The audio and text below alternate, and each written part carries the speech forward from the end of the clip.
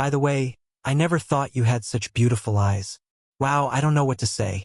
I recommend you subscribe to the channel and give it a like because my story will amaze you. I never expected her to lean in so close and whisper those words. Her voice was soft, almost trembling, but it pierced straight through me. I never noticed your beautiful eyes. For a second, I froze. My hands were covered in oil, my shirt stained with grease, and the hood of her old car stood open like a stubborn mouth refusing to shut. The moment didn't make sense, and yet it felt like the start of something I couldn't explain. My name's James Carter. I'm 38. A man who's been through enough to know life doesn't hand you surprises without a catch. I've worked with my hands since I was a teenager, fixing engines, repairing fences, patching roofs, you name it. After my divorce 5 years ago, I bought a small house in a quiet neighborhood, thinking solitude would feel like peace. But most days, it felt more like a silence I couldn't escape. Then she moved in next door. Lily Harper, 27.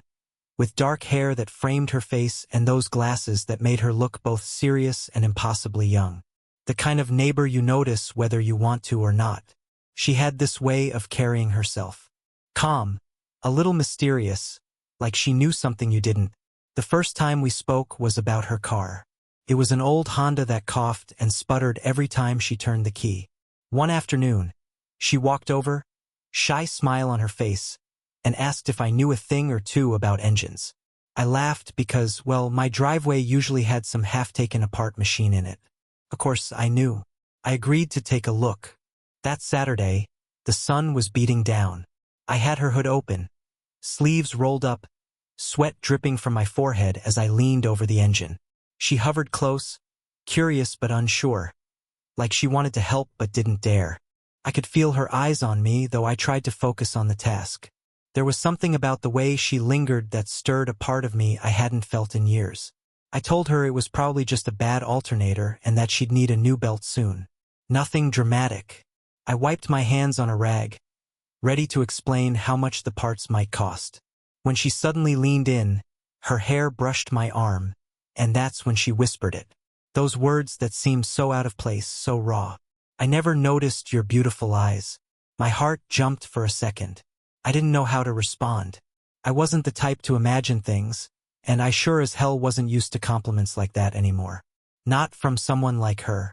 I looked at her and she quickly pulled back, biting her lip, almost like she regretted saying it.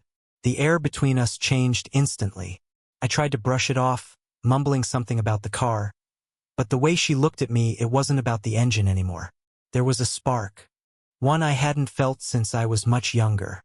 Part of me wanted to ignore it, to go back to my quiet, predictable life. Another part wanted to know what it meant.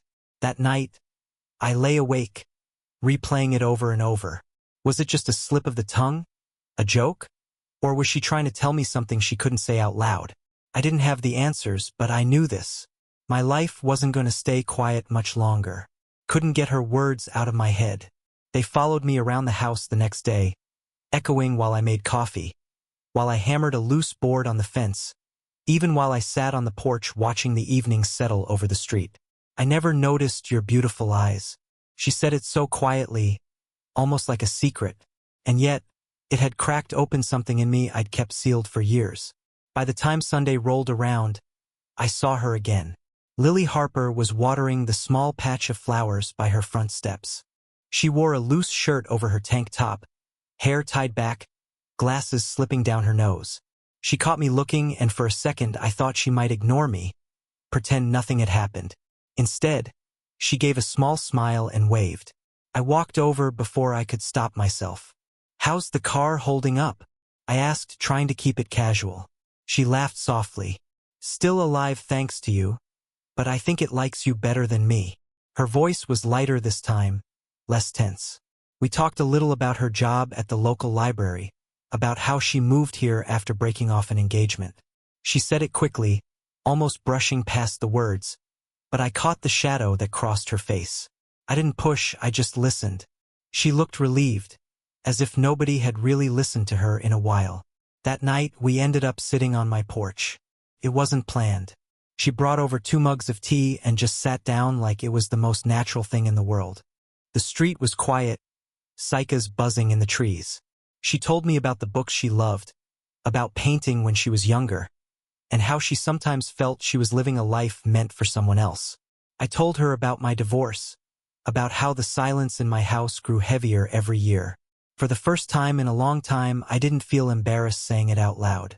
Halfway through, old man Walter Evans wandered over from across the street. He's 62, retired, a widower with too much time and too many opinions. He leaned on my porch railing, squinting at Lily Harper with that sly grin of his. Well, didn't think I'd ever see you sit out here with company again, Jimmy. Don't you have a TV, Walter Evans? I muttered, embarrassed. He chuckled, ignoring me. Young lady, he used to fix every car in this neighborhood for free. Never took a dime, just a cold beer. That's the kind of fool he is. Lily Harper smiled at me, and for once I didn't feel like a fool.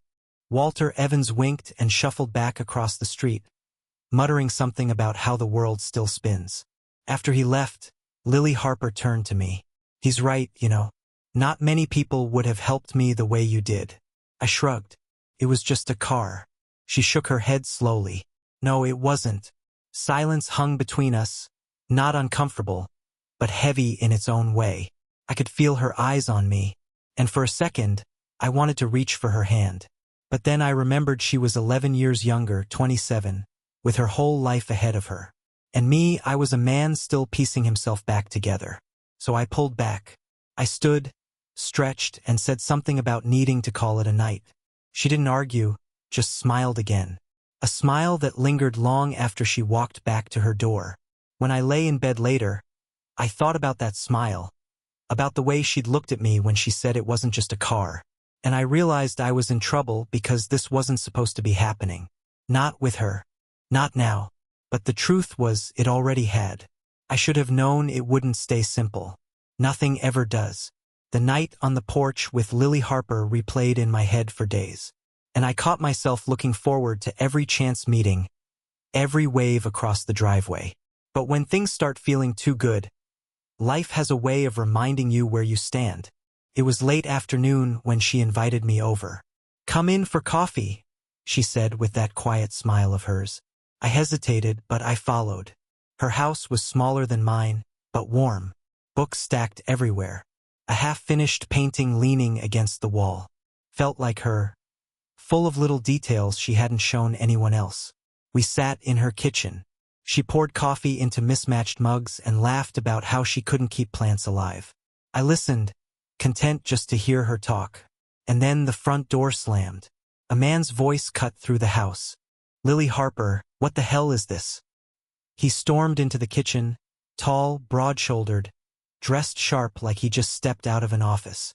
His eyes locked on me, then on her and back again. I didn't need an introduction. This was Ryan Brooks. "Jimmy's just a neighbor," Lily Harper said quickly, setting her mug down. Her voice trembled, but she stood straighter like she'd been through this before. Ryan Brooks sneered. "A neighbor covered in grease drinking coffee in your kitchen. That's a new one." He turned to me. "What are you?" "The charity case. She feels sorry for you." My blood boiled, but I kept my voice steady. "I fixed her car. That's all." He stepped closer. Close enough. I could smell his cologne. Expensive and sharp. "Listen, old man. She doesn't need you hanging around. You got that, old man?" The words stung more than I cared to admit. Lily Harper reached out, touched his arm, tried to calm him, but he shook her off. "Unbelievable," he muttered. "You moved to a new place, and this is who you spend your time with?" I stood. "I should go." My voice cracked, though I fought to keep it even. Lily Harper looked at me, her eyes wide, pleading silently for me to stay. But I couldn't, not with him standing there, staring at me like I was nothing. I left without another word. That night, I sat on my porch, hands still shaking. I felt like a fool, like Walter Evans's joke about me fixing cars for free had come true in the worst way. Maybe Ryan Brooks was right. Maybe I was just some lonely man clinging to attention that wasn't meant for me. Walter Evans wandered over as he always did. He took one look at me and shook his head. "You've got that face I used to have when my Margaret told me she was leaving." "What happened?" I didn't answer. Not at first, but Walter Evans had a way of waiting, of letting the silence work on you until you cracked.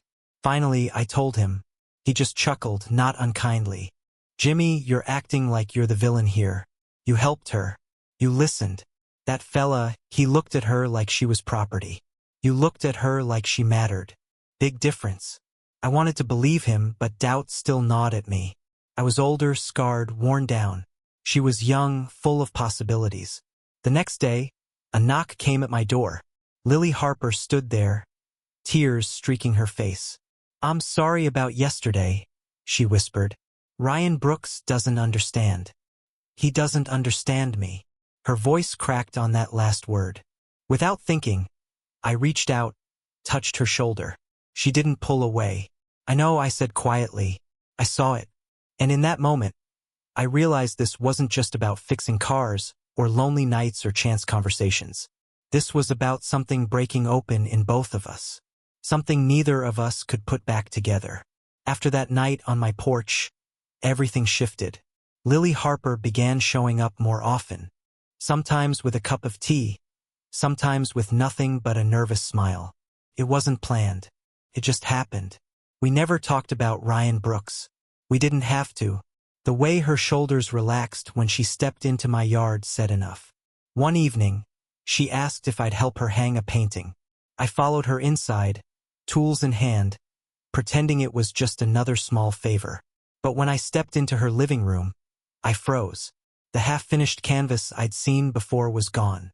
In its place was a new one, a soft abstract swirl of blues and golds, light fighting against shadow. You painted this? I asked. She nodded, cheeks flushing. I don't usually show anyone, but you make me feel like I can. That hit me harder than I expected. I drove the nail into the wall, hung the painting, and when I stepped back, she was closer than before. Too close. Her hair brushed my arm, and for a second, neither of us moved. We started spending evenings together in secret. Sometimes we cooked, me fumbling through recipes, her laughing until she cried. Sometimes we just sat on the porch watching the streetlights flicker on. It wasn't grand or dramatic, but it felt real. And every time her hand brushed mine, I felt the same jolt I'd felt when she whispered about my eyes. Still, the doubts never left me. At night, lying in bed, I'd replay it all.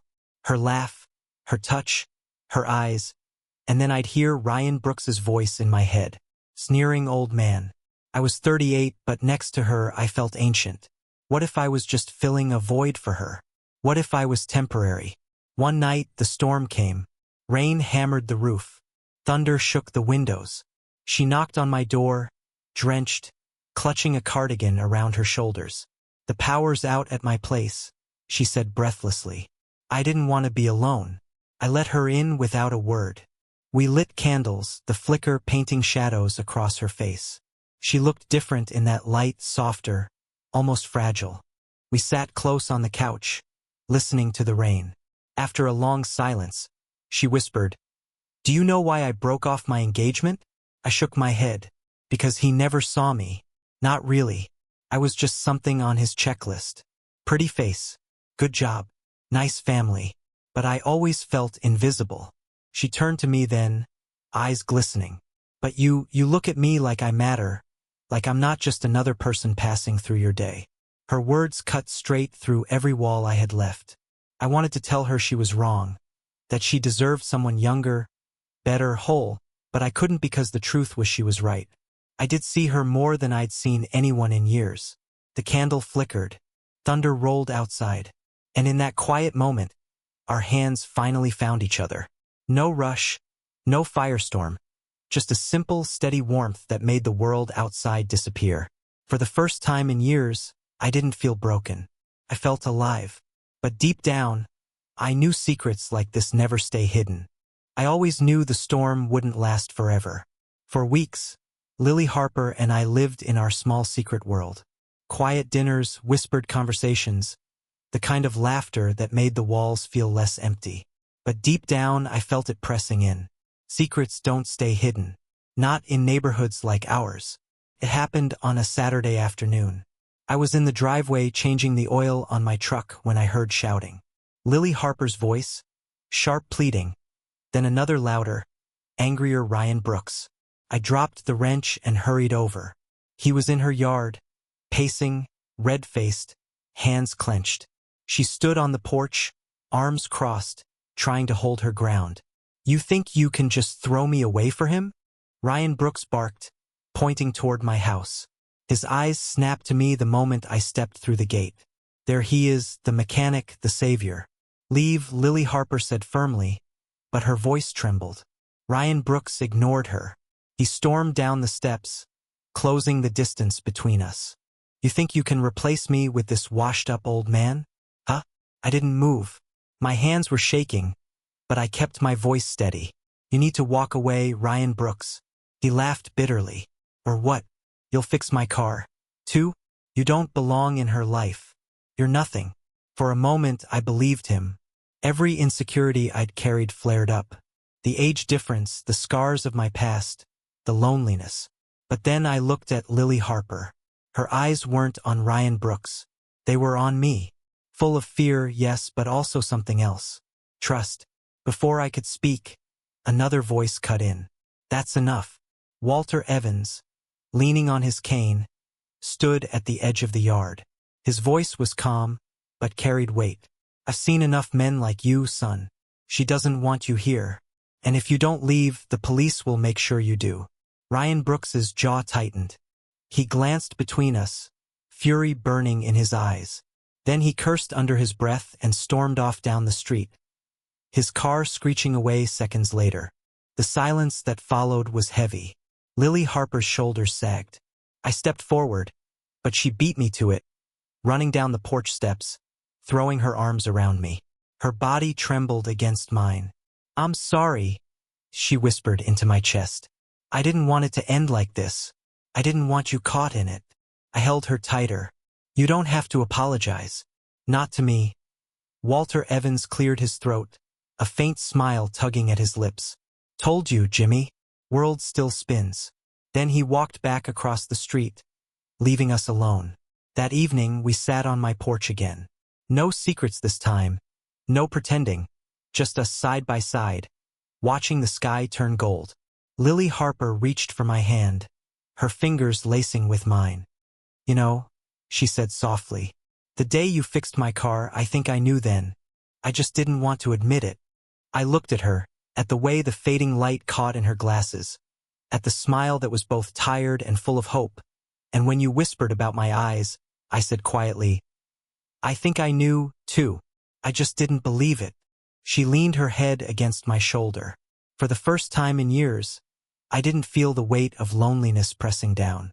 I felt something else. Something simple but terrifying in its own way. Hope. I don't know what tomorrow will bring. Maybe people will talk. Maybe the age gap will raise eyebrows. Maybe Ryan Brooks will try again. But sitting there with her hand in mine, I knew one thing for certain. This wasn't just a chapter. It was the start of a story neither of us had dared to write until